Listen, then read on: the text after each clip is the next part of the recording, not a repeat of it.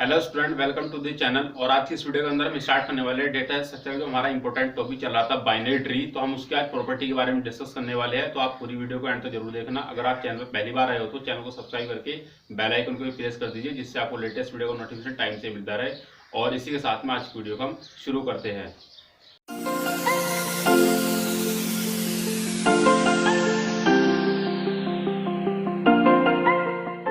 तो वीडियो में आगे बढ़ने से पहले वीडियो को लाइक और शेयर कर देना अपने उन दोस्तों के साथ में जो कंप्यूटर साइंस बैकग्राउंड से बिलोंग करते हैं। तो यहाँ पर हम बात करते हैं प्रॉपर्टी नंबर फर्स्ट के बारे में।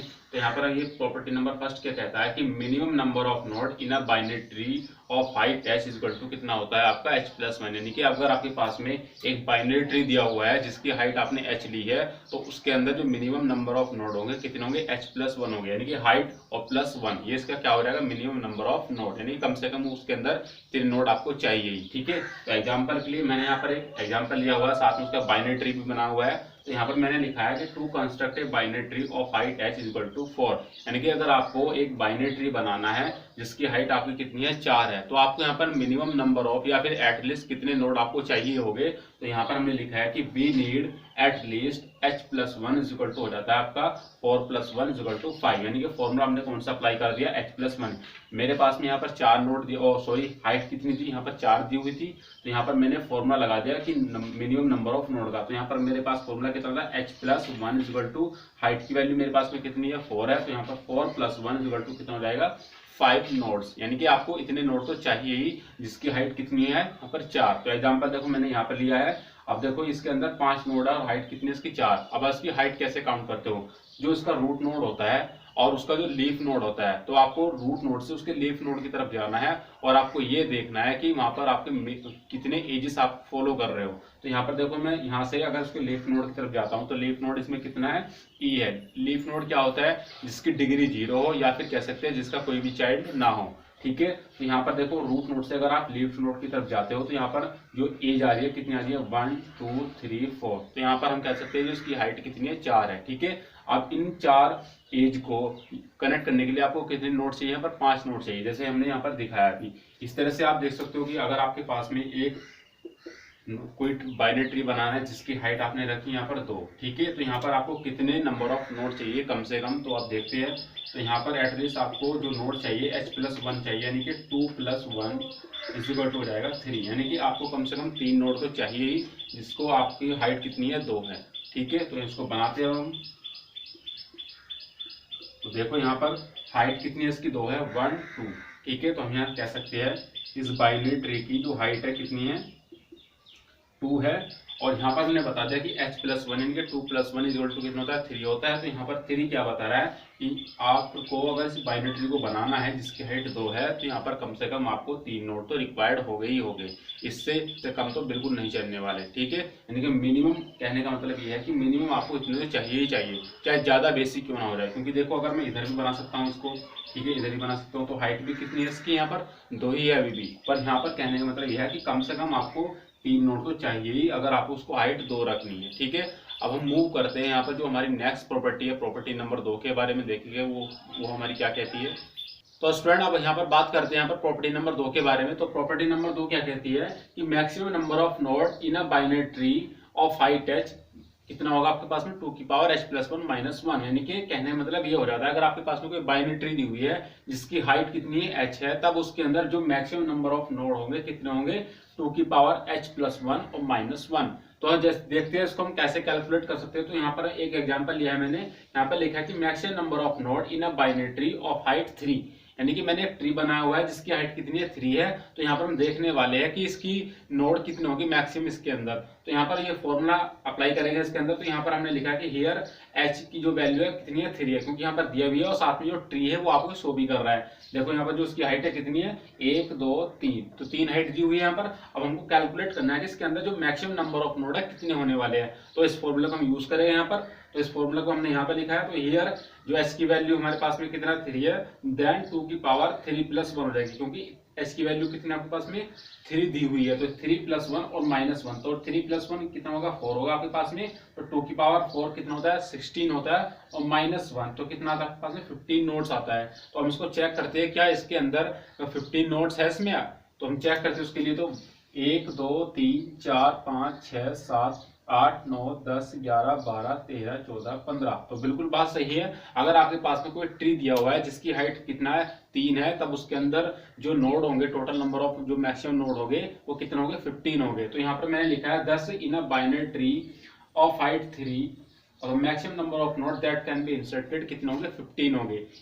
तो इस तरह से हम किसी भी बाइनरी के लिए चाहे उसकी हाइट कितनी भी दी हुई हो तो हम उसके अंदर ये पता कर सकते हैं कि उसके अंदर कितने नंबर ऑफ नोड्स आ सकते हैं जो कि मैक्सिमम होंगे। जैसे हम बात करते हैं, अगर मैं नीचे वाले यहाँ पे जो चाइल्ड दिए हुए लीफ नोड दिए हुए हैं इनको अगर मैं हटा देता हूँ यहाँ से, तो इसके अंदर हम चेक करने वाले हैं कि इसके अंदर जो मैक्सिमम नोड होंगे कितने होंगे। जैसे अब इसकी जो हाइट बन चुकी है 2 बन चुकी है यहाँ से यहाँ तक, ठीक है। तो मुझे चेक करना होगा कि इसके अंदर जो मेरा स्टेटमेंट बोलता है प्रॉपर्टी नंबर सेकंड का, जो बोलता है जिसकी अगर हाइट हमको पता है तो उसके अंदर कितने नंबर ऑफ मैक्सिमम नोड होंगे, तो हम चेक करने वाले हैं इस प्रॉपर्टी को यूज करके। तो देखो हाइट कितना बन गया, यहाँ पर 2 बन चुका है, ठीक है। अब हम इस प्रॉपर्टी को यहाँ पर यूज करेंगे। तो हियर एच की वैल्यू आपके पास में कितनी हो जाएगी 2 हो जाएगी आपके पास में, ठीक है, क्योंकि हाइट आपके पास में कितनी है 2। तो यहाँ पर हम चेंज कर देंगे, तो हाइट कितनी होगी 2 होगी। तो उसके अंदर जो मैक्सिमम नंबर ऑफ नोड होंगे कितने होंगे 2 की पावर h+1 और -1, ये वाला फॉर्मूला हम यूज करने वाले हैं। तो h की वैल्यू 2 होगी, तो यहाँ पर थोड़ा चेंज करेंगे इसके अंदर, तो 2+1 हो जाएगा। और 2+1 कितना होता है आपके पास में 3 होता है। और 2 की पावर 3 कितना होता है आपके पास में 8 होता है। और -1 तो कितना आता है 7 आ जाता है, ठीक है।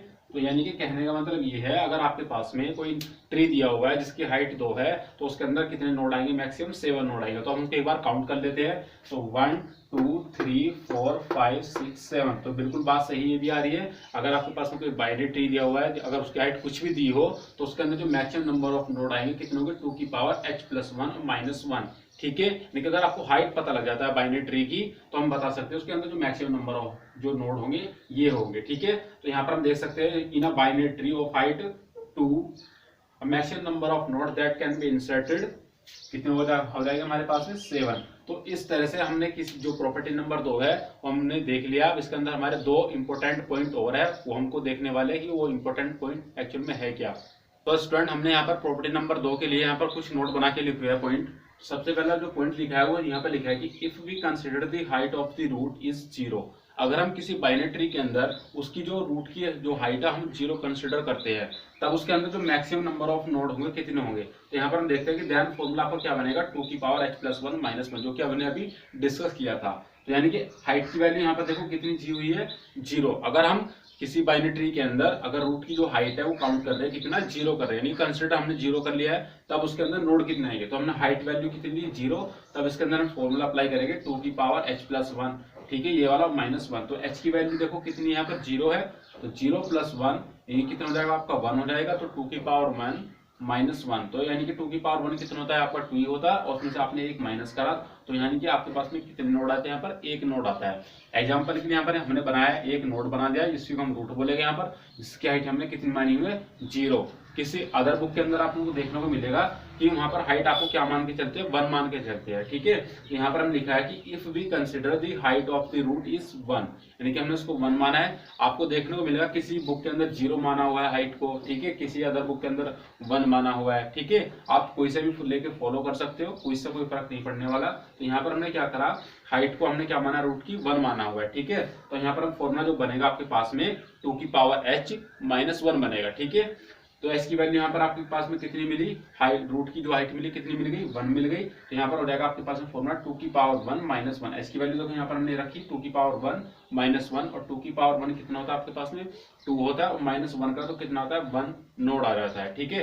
एग्जाम्पल के लिए हमने यहाँ पर बना दिया कि एक नोड यहाँ पर आया हुआ है जिसकी हाइट हमने कितनी मानी हुई है 1 है। तो आपको अलग अलग बुक के अंदर दोनों कंसेप्ट देखने को मिल सकते हैं। तो यहाँ पर आपको ये नहीं कहना कि ये वाला सही है ये गलत है, या ये सही है या ये गलत है, ये दोनों ही सही है, आप इनको किसी को फॉलो कर सकते हो। अब हम मूव करते हैं प्रॉपर्टी नंबर 3 के बारे में देखेंगे। प्रॉपर्टी नंबर हमारी 3 क्या कहती है। तो स्टूडेंट हमारे पास यहाँ पर प्रॉपर्टी नंबर 3 दी हुई है। यहाँ पर लिखा है कि if a binary tree contains n number of node then its possible structure are 1/n+1 2n3n। यानी कि कहने मतलब ये है, अगर आपके पास में कोई बाइनरी ट्री है जिसके अंदर आपके जो नोड की संख्या है, नंबर ऑफ नोड है कितने हैं n है, तब उसके जो पॉसिबल स्ट्रक्चर या डायग्राम जो बनने वाले हैं वो इस फॉर्मूला के अकॉर्डिंग बनेंगे 1/n+1 इंटू 2n/cn। ठीक है, ये आपके पास में क्या है, कॉम्बिनेशन परमुटेशन का जो रूल होता है वो हमने यूज किया हुआ है यहाँ पर। ठीक है, एग्जांपल के लिए मैंने यहाँ पर n की वैल्यू कितना लिया, 3 लिया हुआ है। ठीक है, तो उसके जो पॉसिबल स्ट्रक्चर है हम देखने वाले कितने बनेंगे, तो मैंने हमारे में इस वाले फॉर्मूले को हम यहाँ यूज करने वाले हैं। तो मैंने लिखा 1 सॉरी यहाँ पर मल्टीप्लाई आएगा यानी कि डॉट आएगा, तो 1/n+1 डॉट 2n/cn। तो यहाँ पर देखो n की वैल्यू कितनी दी हुई है, 3 दी हुई थी, यहाँ पर हमने लिखा 3 + 1 6 3। तो ये कितना मिल गया यहाँ पर 6, क्योंकि जो आपने 3 का मल्टीप्लाई का दो साथ में, तो 3 2 कितना होता है 6 होता है, नीचे आपका 3। अब आपको सिंप्लीफाई करना है, ये आपको बन गया 1/4। ये आपको कैसे सोल्व करा है, ये फैक्टोरियल 6 होता है, देखो आपके पास में फॉर्मूला होता है NCR का। ठीक है, तो NCR क्या होता है, factorial n upon factorial r, यानी कि factorial n upon factorial r, फिर दोनों का डिफरेंस n माइनस r का factorial.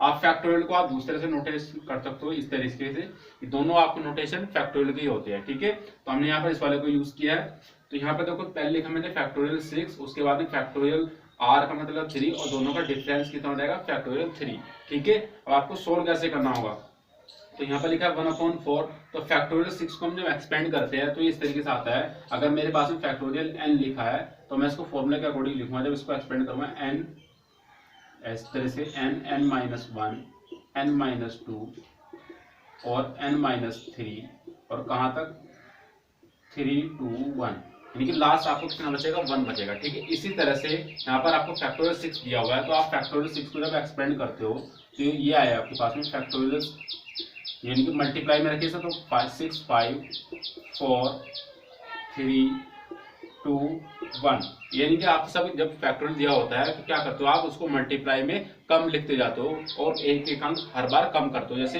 n n-1 n-2 n-3, और लास्ट कब तक जाओगे आपको 3 2 1 तक, तो लास्ट में आपको 3 2 1 आ रहा है। ठीक है, तो यहाँ पर हमने फैक्टोरियल 6 को लिखा कितना 6 5 × 4, और जो फैक्टोरियल 3 था उसको मैंने सिर्फ फैक्टोरियल 3 लिखा।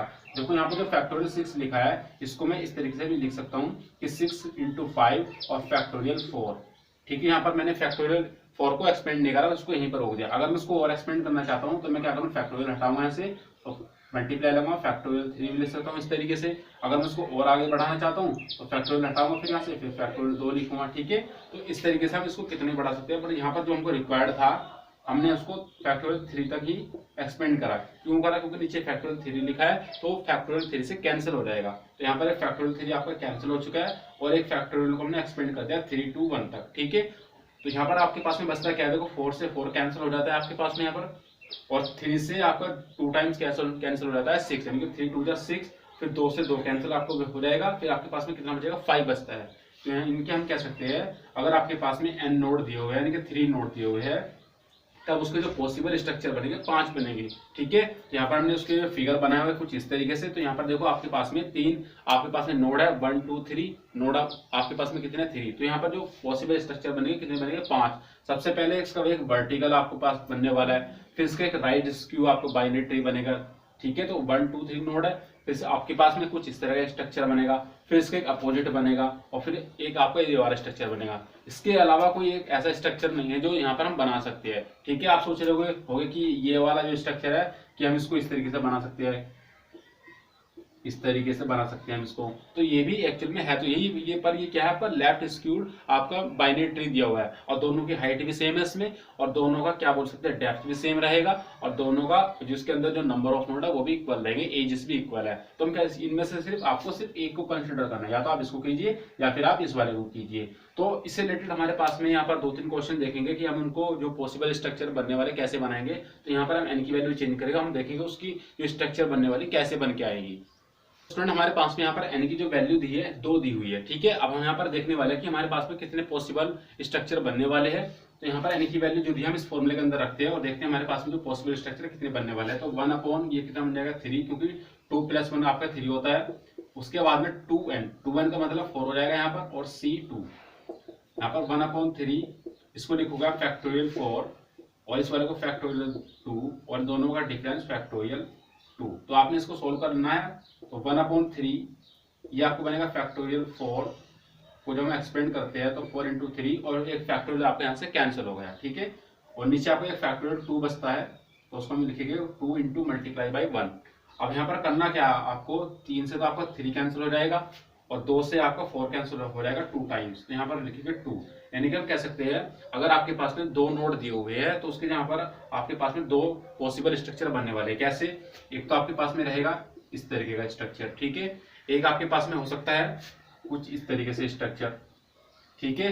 अब आप कहोगे कि इसका इधर आप ले सकते हो कुछ इस तरीके से, बट मैंने आपको बताया था आपको इनमें से सिर्फ एक लेना है, या तो राइट स्क्रू लेना है आपको या फिर लेफ्ट स्क्रू लेना है, ठीक है। तो हम कह सकते हैं अगर आपके पास में 2 नोड दिए हुए हैं तो उसके जो पॉसिबल स्ट्रक्चर है कुछ इस तरीके से बन जाएगी, आप में इनमें से सिर्फ एक को लेना है, किसी एक को। तो अब हम देखने वाले हैं अगर आपके पास में n की वैल्यू कुछ और दी हुई होती है तो हम देखेंगे यहाँ पर उसकी पॉसिबल स्ट्रक्चर कैसे हम बना सकते हैं।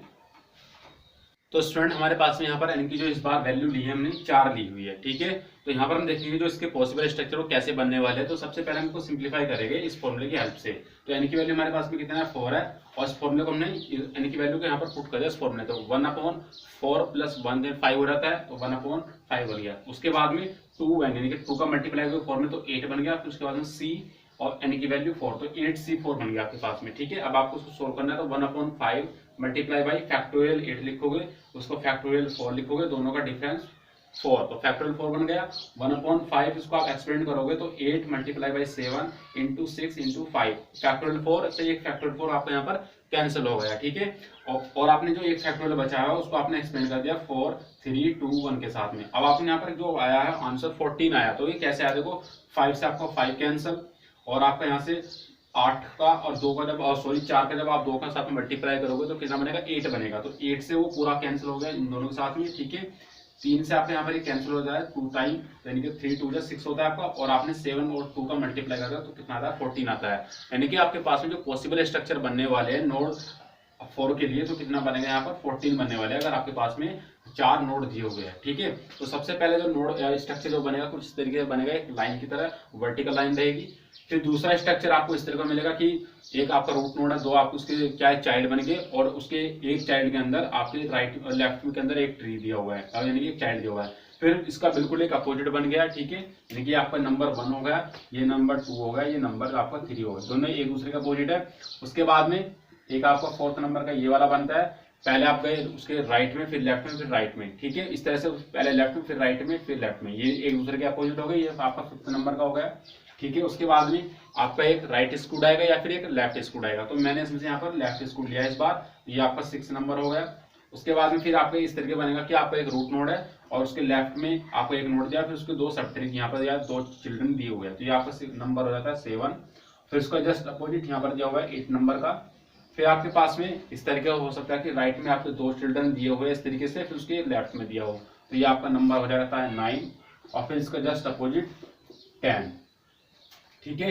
फिर आपका कुछ इस तरीके बनेगा कि आपके लेफ्ट में एक हो और बाकी के सबके राइट में दिए हुए, ठीक है। तो ये आपका नंबर हो जाता है 11, और उसके बाद में इसका बिल्कुल एक अपोजिट यहाँ पर बनेगा आपका 12, ठीक है। इसी तरीके से आपका यहाँ पर 2 दिए हुए हैं, ये भी एक दूसरे के क्या अपोजिट है, यानी कि 12 ये आपका 13 बन जाएगा और ये आपका 14 बन जाएगा। यानी कि कहने का मतलब ये हो जाता है कि जो हमारा फॉर्मूला है इस बात को वेरीफाई कर रहा है कि अगर आपके पास में n नंबर ऑफ नोड दिए हुए हैं तब आपके जो पॉसिबल स्ट्रक्चर बनेंगे इस फॉर्मूले के अकॉर्डिंग बनने वाले हैं। जैसे एग्जांपल के लिए मैंने यहाँ पर 4 दिया था, तो मैंने जब उसको सिंपली सोल्व करा तो मेरे पास में 14 आया, यानी कि 14 आपके पास में स्ट्रक्चर बनने वाले थे जो कि बिल्कुल सही बने हैं, ठीक है। तो स्टूडेंट अब हमारे पास में प्रॉपर्टी नंबर 4 है, कुछ इस तरीके लिखी हुई है कि total number of leaf node in a binary tree. अगर आपके पास में कोई बाइनरी ट्री है और उसके अंदर जितने भी total number of leaf node है तो बराबर किसके होंगे, total number of nodes with 2 children या फिर डिग्री और +1। कहने का मतलब ये हो जाता है अगर आपके पास में कोई बाइनरी ट्री दी हुई है जैसे इस तरीके से, और उसके अंदर जितने भी लीफ नोड है वो बराबर किसके होंगे, ऐसे नोड के बराबर होंगे जिसके चिल्ड्रन 2 हो गए या फिर जिसकी डिग्री 2 होगी, और साथ में अगर हम उस पर +1 कर दे तो उसके बराबर हो जाती है। एग्जाम्पल के लिए यहाँ पर मैंने एक ट्री लिया हुआ है इस तरीके से, यहाँ पर लिखा है A, उसके 2 चिल्ड्रन दिए हैं यहाँ पर B एंड C, फिर C का यहाँ पर लीफ नोड कितना है, एक F है, और B का एक लीफ नोड E है, और यहाँ पर इसका जो लेफ्ट जो चाइल्ड दिया हुआ है D है, और D का जो यहाँ पर लीफ नोड कितना है H दिया हुआ है। तो यहाँ पर हम क्या देखते हैं कि here number of leaf nodes कितना है, 3 है। तो लीफ नोड एक्चुअली में होते क्या है वो समझते हैं पहले। तो लीफ नोड होते हैं जिसके आगे कोई भी चिल्ड्रन ना हो या कोई जिसका कोई चाइल्ड ना हो, या हम कह सकते हैं जिसकी डिग्री 0 हो, तो उसको हम बोलते हैं लीफ नोड। तो यार ऐसे कितने चिल्ड्रन है यहाँ पर, तीन है, जैसे एक ये रहा यहाँ पर आपका, एक ये रहा आपका और एक ये रहा, ठीक है। यानी कि GEF आपके यहाँ पर क्या है, लीफ नोड है, ठीक है। तो यहाँ पर हमने देखा कि नंबर ऑफ लीफ नोड कितने, 3 हो गए, ठीक है। अब यहाँ पर हम देखेंगे कि number of nodes with 2 children, यानी कि इसके अंदर ऐसे कितने नोड है जिसके 2 चाइल्ड है या फिर डिग्री 2 है। तो एक तो ए है यहाँ पर, ठीक है, जिसके 2 चाइल्ड दिए हुए हैं। एक ऐसे यहाँ पर बी है जिसके 2 चाइल्ड यहाँ पर DE दिए हुए हैं, ठीक है। तो देखो यहाँ पर हम देखते हैं कि number of nodes with 2 children कितने आ जाते हैं आपके पास में, 2 आ जाते हैं। अगर मैं इसमें देखो +1 कर देता हूँ, यानी कि विद 2 चिल्ड्रन की अगर बात करते हैं तो +1 करूंगा इसमें, तो देखो इसके इक्वल आता है 3 के। तो जो हमारा जो ऊपर का जो स्टेटमेंट है यहाँ पर लिखा है कि clearly number of leaf node is 1 greater than number of nodes with 2 children. कहने का मतलब ये होता है कि जो आपके पास नंबर ऑफ लीफ नोड होता है किसी बाइनरी ट्री के अंदर, वो हमेशा एक ज्यादा होगा number of nodes with 2 children से। यानी कि अगर देखो यहाँ पर लिखा है 3 तो यहाँ पर लिखा है 2, अगर यहाँ पर होता आपका 2 होता तो यहाँ पर आपका 1 होता, अगर यहाँ पर सिर्फ 1 होता तो यहाँ पर आपका जो चिल्ड्रन कितने होते, सिर्फ कोई भी नहीं होते, यहाँ पर सिर्फ 0 होता, ठीक है। तो यहाँ पर लिखा है कि this verify the above relation. तो अब इसके रिगार्डिंग यहाँ पर हम 1-2 क्वेश्चन देखेंगे कि यहाँ पर उनको कैसे समझ सकते हैं। तो इसको पहले मैं रफ कर देता हूँ। तो यहाँ पर देखते हैं इसको हम कैसे वेरीफाई कर सकते हैं, इनको भी हटा देते हैं। तो देखो यहाँ पर लिखा है सबसे पहले कि नंबर ऑफ लीफ नोड किसी भी बाइनरी ट्री के अंदर वो बराबर किसको होता है, number of leaf node number of node with जिसके 2 चिल्ड्रन हो या और साथ में +1 हो। तो यहाँ पर हम ऐसे एक फिगर बनाते हैं। तो देखो मैंने यहाँ पर एक फिगर बना दिया है इस तरीके से। तो यहाँ पर आपके जो यहाँ पर दिए हुए हैं 2 नोड दिए हुए हैं, ठीक है, यानी 3 नोड है टोटल यहाँ पर, जिसके अंदर कितने लीफ नोड है, 2 लीफ नोड है। यानी कि हम कह सकते हैं यहाँ पर total number of leaf node कितने यहाँ पर 2 है, ठीक है। और जिसके अंदर number of nodes with 2 children, यानी कि ऐसा नोड जिसके 2 चिल्ड्रन हो कितने, सिर्फ 1 है यहाँ पर हम लिखेंगे 1। और यहाँ पर आप देखो कि हमेशा ये 1 ज्यादा रहेगा इससे, ठीक है। अगर मैं देखो +1 करूंगा इस फॉर्मूले के अकॉर्डिंग तो यहाँ पर देखो ये दोनों इक्वल हो जाएंगे, ठीक है। अगर मैं इसी को एक्सपेंड कर देता हूँ कुछ इस तरीके से, तो यहाँ पर देखो नंबर ऑफ लीफ नोड कितने आ गए यहाँ पर आपके 4, 1 2 3 4। तो यहाँ पर हम लिखेंगे कितना, 4 लिखेंगे। नंबर ऑफ लीफ नोड कितने हो गए, 4, ठीक है। अब यहाँ पर हम देखना है कि ऐसे नोड कितने जिसके 2 चाइल्ड हो या 2 चिल्ड्रन हो। तो यहाँ पर देखो कितने, पहला तो एक ये रहा यहाँ पर, दूसरा ये रहा और तीसरा आपके पास में ये रहा। तो यहाँ पर हम कितना लिखेगा, 3 लिखेंगे। तो देखो हम अभी भी कितना 1 ज्यादा है, ठीक है। अगर इसमें आप +1 करोगे इसके अकॉर्डिंग तो दोनों इक्वल हो जाएंगे। तो हम कह सकते हैं जो हमारा जो स्टेटमेंट है वो इस बात को प्रूफ कर रहा है। जो हमने ट्री बनाई हुई है, साथ में एग्जाम्पल भी देखे है, वो जो हमारा स्टेटमेंट लिखा है प्रॉपर्टी नंबर 4 को वेरीफाई कर रहा है। अब हम बात करते हैं प्रॉपर्टी नंबर 5 के बारे में। तो स्टूडेंट हमारे पास में यहाँ पर प्रॉपर्टी नंबर 5 दी हुई है, जो स्टेटमेंट ये लिखा हुआ है यहाँ पर कि maximum number of node at any level L, हम लेवल को क्या बोल रहे हैं, L बोल रहे हैं, इन अ बाइनरी ट्री। तो कितना होता है 2 की पावर L। अगर आपके पास में कोई बाइनरी ट्री दी हुई है, अगर हम चेक करना चाहते हैं किसी भी लेवल के अंदर तो उसके अंदर कितने मैक्सिमम नंबर ऑफ नोड होंगे। तो यहाँ पर हमने एग्जाम्पल के लिए ट्री बनाया हुआ है यहाँ पर, और यहाँ पर हमने लिखा है कि maximum number of node at level 2। तो हम यहाँ पर बात कर रहे हैं लेवल 2 के बारे में। तो इन अ बाइनरी ट्री, तो हम यहाँ पर देखने वाले हैं कि इस लेवल 2 के अंदर कितने नंबर ऑफ नोड आएंगे मैक्सिमम, ठीक है। तो यहाँ पर हम लेवल 2 के बारे में बात करें तो L की वैल्यू यहाँ पर आपको कितनी मिल रही है, L की वैल्यू आपको मिली 2। तो फॉर्मूला क्या था, 2 की पावर L, ठीक है। तो 2 की पावर L का मतलब 2 की पावर 2 और इसका मतलब होता है 4, यानी कि हम कह सकते हैं लेवल 2 के अंदर जो मैक्सिमम नंबर ऑफ नोड होंगे कितने होंगे, 4 होंगे। देखो यहाँ पे देख भी सकते हो 1 2 3 4, ठीक है। इस तरह से हम अगर लेवल 1 के बारे में बात करते हैं तो लेवल 1 के अंदर आपकी जो L की वैल्यू कितनी मिलती है, 1 मिलती है। तो यहाँ पर हम लिखेंगे लेवल 1 की जो वैल्यू मिली आपको 1। तो फॉर्मूला आपके पास निकला 2 की पावर L, 2 की पावर L का मतलब 2 की पावर 1, तो यहाँ पर लिखेंगे 2। यानी कि देखो लेवल 1 के अंदर आपके कितने चाइल्ड आ रहे हैं, यहाँ पर आपके नोड आ रहे हैं कितने, मैक्सिमम 2 आ रहे हैं। इसी तरह से आप देख सकते हो अगर आप लेवल 0 की बात करते हो, यहाँ पर लेवल अगर मैं 0 की बात करता हूँ, L की वैल्यू आपके पास में कितनी हो जाती है, 0 हो जाती है। तो आपको लिखोगे 2 की पावर L, यानी कि 2 की पावर 0। अगर किसी नंबर की पावर अगर 0 होती है तो यहाँ पर हम कह सकते हैं उसकी वैल्यू कितनी होती है, 1 होती है। और आप यहाँ पर देख सकते हो लेवल 1 के अंदर सिर्फ कितने नोड है, सिर्फ एक ही नोड दिया हुआ है, ठीक है। अगर हम इसको और एक्सपेंड करते हैं तो इस तरीके से यहाँ पर हम देखने वाले हैं कि इसके अंदर मैक्सिमम नोड कितने आएंगे। तो ये लेवल बन जाता है आपका 3rd, ठीक है। तो लेवल जब आपका 3rd बन गया तो आपको L की वैल्यू कितनी मिली, 3 मिली, ठीक है। तो यहाँ पर हम देखें कि मैक्सिमम नंबर ऑफ नोड कितनी है। तो फॉर्मूला ये लगेगा कि 2 की power L is equal to होगा 2 की पावर 3। तो कितना होगा 2 की पावर 3, 8 होता है। तो यहाँ पर हम काउंट करते हैं कितने चिल्ड्रन आ रहे हैं, 1 2 3 4 5 6 7 8। तो देखो हमारा स्टेटमेंट बिल्कुल सही प्रूफ हो रहा है कि अगर आपके पास में कोई बाइनरी ट्री दी हुई है और हम उसके किसी भी लेवल को चेक कर रहे हैं कि उसके अंदर कितने मैक्सिमम नंबर ऑफ नोड आ सकते हैं, तब आपको पास में ये वाला फॉर्मूला उसके अंदर अप्लाई करना है 2 की पावर n। तो इस तरह से हमारे पास में प्रॉपर्टी नंबर 6 भी दी हुई है। देखिए हम उसको कैसे यहाँ पर स्टेटमेंट को वेरीफाई करेंगे, देखेंगे हम उसके अंदर क्या क्या चीजें दी हुई है, सारी चीजें हम उसके अंदर देखने वाले हैं। तो स्टूडेंट हमारे पास में यहाँ पर प्रॉपर्टी दी हुई है कुछ, तो इंपॉर्टेंट प्रॉपर्टी है ये भी। तो प्रॉपर्टी नंबर 6 क्या कहता है कि there is a one and only one path between every pair of nodes. कहने का मतलब ये है, अगर आपके पास में कोई बाइनरी ट्री दी हुई है तो उसके अंदर जो नोड दिए हुए हैं, पेयर्स बन के दिए हुए हैं, तो उनके बीच में सिर्फ एक पाथ होगा हमेशा। जैसे यहाँ पर अगर मैं बात करता हूँ पहले डायग्राम के लिए, तो पहले यहाँ पर आपके जो 2 नोड दिए हुए हैं, तो यानी कि एक पेयर बन रहा है आपके यहाँ पर। अगर एक पेयर बन रहा है तो यहाँ पर देखो सिर्फ एक पाथ है इन दोनों के बीच में, ठीक है। तो इस बात को वेरीफाई कर रहा है ये वाला भी। साथ में दूसरा यहाँ पर दिया हुआ है ये वाला, तो यहाँ पर हमारे पास में 4 नोड दिए हुए हैं। यहाँ पर हम चेक करते हैं क्या हर पेयर के बीच में सिर्फ एक पाथ है। यहाँ पर देखते हैं पहले इन दोनों के बीच में, तो देखो यहाँ पर भी एक पाथ दिया हुआ है इनके बीच में, और साथ में जो ये वाला पेयर है तो यहाँ पर भी एक पाथ दिया हुआ है ये वाला। अगर हम बात करते हैं इस वाले के, इस वाले नोड के बीच में सिर्फ एक पाथ दिया हुआ है यहाँ पर ये रहा। अगर हम बात करते हैं इस वाले ट्री के लिए, तो यहाँ पर भी देखो इस पाथ, इन पेयर के बीच में सिर्फ एक पाथ है यहाँ पर ये रहा, और इनके बीच में सिर्फ एक पाथ है यहाँ पर, ठीक है। तो हम दूसरा पॉइंट देखते हैं यहाँ पर प्रॉपर्टी नंबर 7 के बारे में। तो यहाँ पर लिखा है इट इज कनेक्टेड एंड सर्किटलेस, यानी कि जो आपको बाइनरी और ट्री होता है कनेक्टेड तो होता है बट सर्किटलेस होता है। अगर वो सर्किट बन गया तो उसका मतलब वो ग्राफ थ्योरी के अंदर आ जाता है, ठीक है। जैसे एग्जाम्पल में समझ सकते हो आप, ये देखो इसका एक एग्जांपल हो सकता है, देखो कनेक्ट तो है एक दूसरे से सभी, बस सर्किट लेस है, ठीक है। अगर मैं देखो इसको ऐसे बना देता हूँ तो ये सर्किट बन जाता है। सर्किट का मतलब एक तरह से आपका चारों चीजें या जितने भी उसके अंदर नोड है आपस में कनेक्ट हो जाते हैं, ठीक है। तो ये देखो आपस में कनेक्ट हो गए तो उसका मतलब क्या बन गया, सर्किट बन गया। तो हमको सर्किट नहीं बनाना है, हमको सिर्फ ट्री की प्रॉपर्टी फॉलो करनी है। तो हम क्या लिखा हमने, it is a connected and circuit less. और भी यहाँ पर डायग्राम हो सकती है, जैसे आप 4 ट्री के लिए 4 नोड के लिए भी बना सकते हो, या फिर 5 नोड के लिए भी बना सकते हो आप। तो इस तरीके से हम इस प्रॉपर्टी को यहाँ पर सेटिस्फाई कर सकते हैं, जो कि आपस में कनेक्ट होगी बट सर्किट लेस होगी, ठीक है। लास्ट हमारे पास में प्रॉपर्टी नंबर 8 कह सकते हैं, जो कि काफी इंपॉर्टेंट है। यहाँ पे लिखा है कि it has an edge node, it has an node with n-1 edge, यानी कि अगर आपके पास कोई बाइनरी ट्री है जिसके अंदर आपके n नंबर ऑफ नोड दिए हुए हैं, तो हम कह सकते हैं उसके अंदर नंबर ऑफ एज कितनी होगी, n-1 होगी। जैसे एग्जाम्पल की बात करता हूँ इस वाले के लिए, तो यहाँ पर जो n कितने हैं यहाँ पर, यानी कि नंबर ऑफ नोड कितने हैं आपके पास में 3 है यहाँ पर, ठीक है। तो एज कितनी होगी n-1, तो 3-1 यानी कि 2 एज आपके पास में होने वाली है, तो 1 और 2।